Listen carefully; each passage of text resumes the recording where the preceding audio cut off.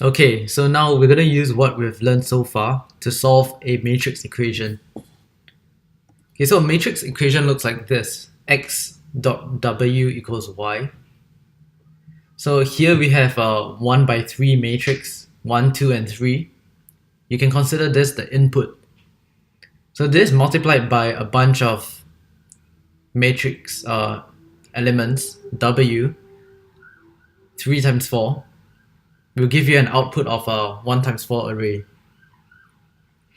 So you can see the numbers basically match. A 1 by 3 times a 3 by 4 matrix gives a 1 by 4 matrix.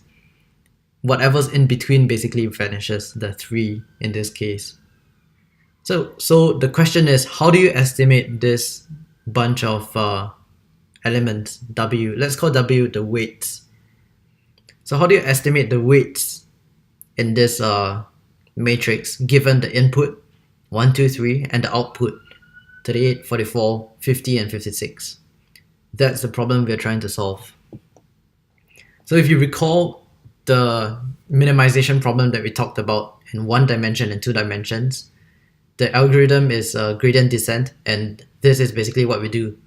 We choose a random value of x, we update x with the equation x prime equals x minus eta times the gradient, and you just iterate until you reach the minimum.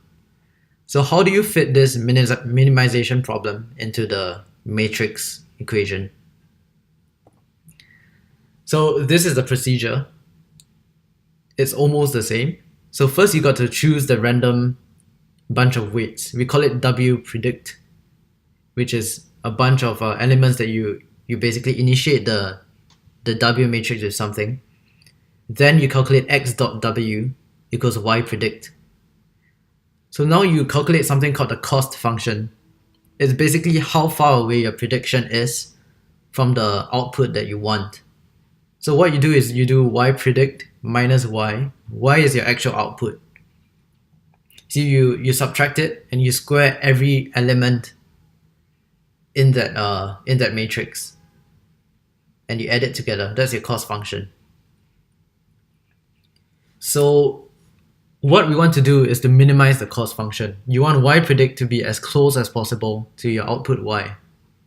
So this minimization problem now becomes the minimization of the cost function. So how do we update the weights? So the way we have to update the weights is first of all, we need to know how the cost function changes with respect to each of the individual weights in W. So the way we do that is by something called the chain rule. So if you want to find dC over dW, which is the gradient of C with respect to the different weights, you need to do dC over dy multiplied by dy over dW. You can see that it's just like multiplying fractions together. I mean, I know a mathematician will hate me for saying this, but a way to easily see how this works is that you can see the dy predict cancels each other, and you get dC over dW. So now that we can split this into two different problems, you can do dC, you can calculate each element. dC over dy pred, you just differentiate C with respect to Y predict, which gives you 2 multiplied by Y pred minus Y. dy pred over dW pred will give you X, as you can see from point number 2. So all you need to do is just multiply X with 2 times Y pred minus Y. And the T on top of the X represents transpose. And the reason why we do this is to keep the dimensions correct. So dC over dW pred is a matrix as well. It's a matrix of elements it's a matrix with the dimension equal to the weight, which is 3 times 4. So if you see here, the weights are 3 times 4. You want the update values to be a matrix of 3 by 4 as well, which is why you must do X transpose. So X transpose will be 3 by 1.